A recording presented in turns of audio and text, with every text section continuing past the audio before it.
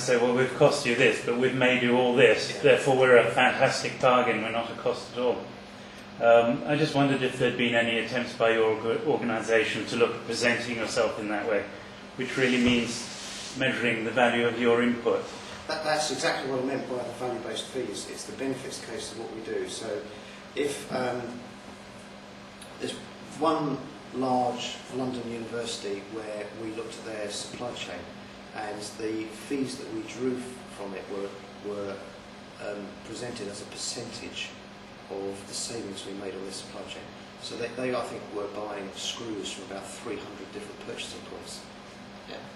If you take that down to one, we reckon we were going to save about £19 million worth of procurement costs by looking at all the various things that they bought on a procurement of about 300 million.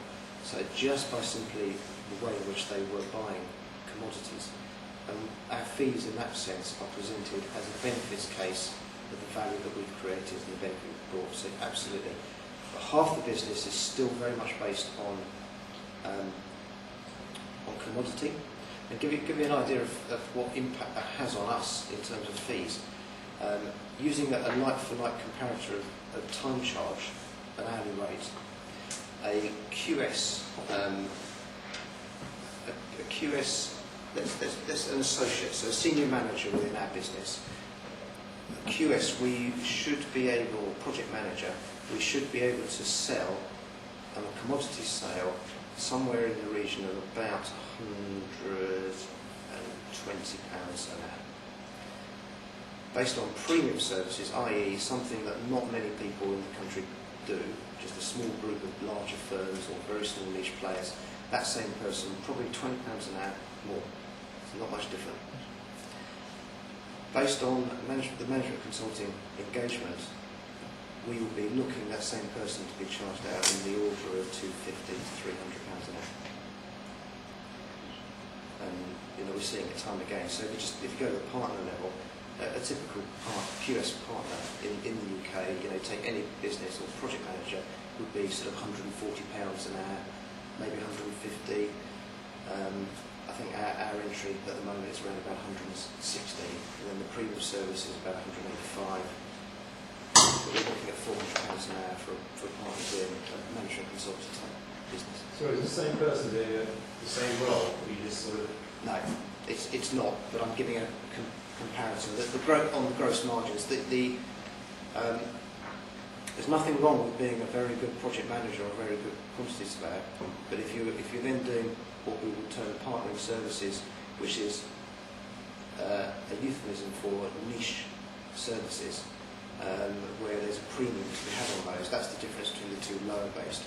But the training required to go from that kind of a consultant to a project-based consultant to a management type consultant is 5 to 10 years. There's a big jump in engagement, and the level of engagement and style of working is completely different. So it's not the same person, but it's the same organisation, and the same clients buy different levels of engagement from us. Sometimes they just want a bloke to go and do something, or a lady to go and do something, and all they want is to be able to turn off that person every now and again, and that's a commodity purchase. And sometimes they want to buy an outcome, and we have a different engagement rate for that. What I was trying to show here was actually what we've seen around PFI, we're now seeing in regeneration.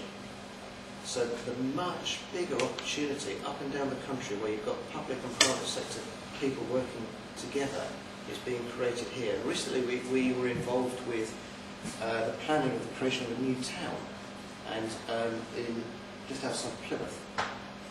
Lots of new schools, lots of houses, but actually it's just a deal. It's a deal between the public and the private sector, and it involves all sorts of elements. Who's going to run the school? Who's the best people to run them? Who's going to make the application to the Department for Children, Schools and Families as to who's going to run it? Who's going to fund the roads? Who's not?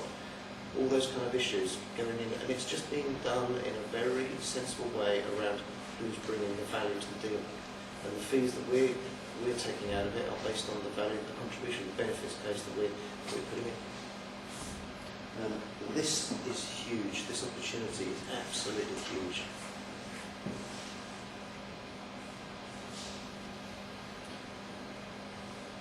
We don't want to go anywhere near this kind of stuff. Yeah, people arguing over the cost of procurement. Typical PPP procurement costs are about 1% of the construction capex. More and more opportunities being seen like this, where they are looking for the private sector to put sweat in the game, to put equity in. There's a lot of different models. It doesn't have to be a limited company. I actually personally advocate limited liability partnerships because I think it brings the right culture and the right ethos, and there's tax advantages under certain circumstances. Times running for those. But bringing it back is remembering that's where we're trying to get to. We're trying to be nearer to the money, nearer to the creator. We're trying to be the person that is the long-term partner of the creator. We're trying to be the person that is seen as being the trusted friend, the trusted colleague. But to do that, you've got to take risk. You've got to do that because they're looking for single point of accountability. They're not looking to have to engage with every member of the design team. Lift, good example. Not going to spend too much time on this, but is everyone aware of what Lift is? Local investment finance trusts, small little healthcare schemes, originally envisaged as kind of mini PFI type deals, but actually I have a suspicion it was invented as project finance, but it looks increasingly like property finance sometimes. The architect of Lift is the same architect of BSF, a man called David Goldstone. Probably wouldn't claim that credit, but he was finance director of PUK, Partnerships UK, who are the joint venture between the private sector and central and the Treasury for the guiding and the coaching and the development of PFI in the UK. Very similar structure.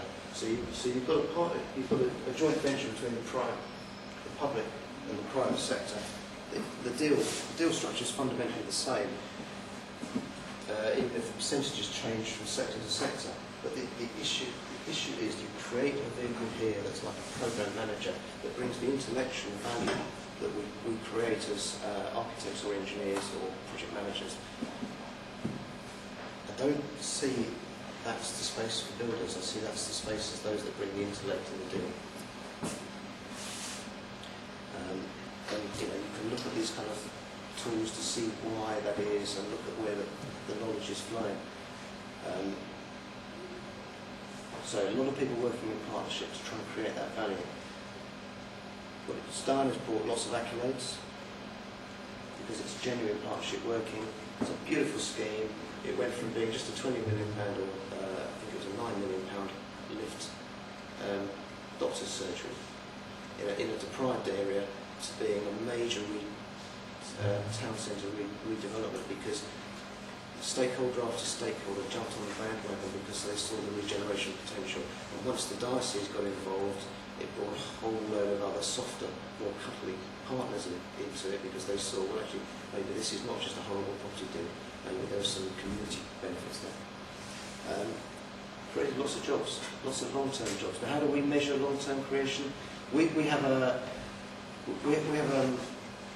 there's a thing called Fusion 21 that's operating in Merseyside. This is a joint venture between 6 RSLs where we created the engagement model, taking people off of the unemployment workforce, putting them through a training program, and putting them into long-term work, semi-skilled work, in refurbishing their own accommodation.